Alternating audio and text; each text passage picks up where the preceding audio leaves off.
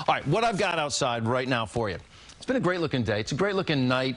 Mostly clear. It's 80 degrees right now. We did hit 90 in New York City. Had a couple of other lower 90-degree readings out there. Well, tomorrow, it's 91 degrees. So that would be day 2. Could we pull out a heat wave, a short, maybe 3-day low-grade heat wave? It's a possibility. You're hot out there tomorrow with a sunny sky.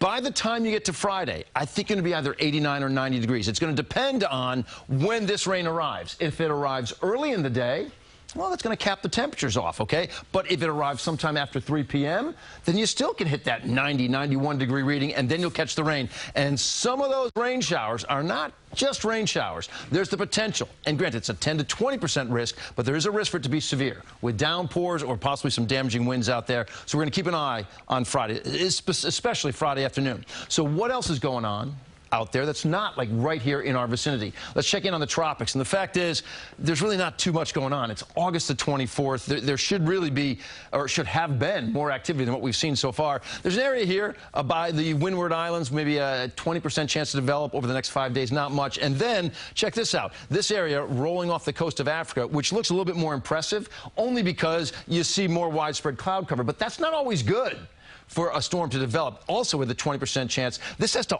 all wrap itself together. It's really got to get its act together and get organized to develop a center of circulation. And right now, it's a very low chance for that happening. And yet, on this date, and it was 30 years ago, I misspoke before when I said 20 years ago, a storm that redefined the damage that a hurricane can do. At the time, it was the biggest storm to ever hit the U.S., and it was on August the 14th that it formed as a little tropical wave rolling off the west coast of Africa. That's the 14th of August, 30 years ago.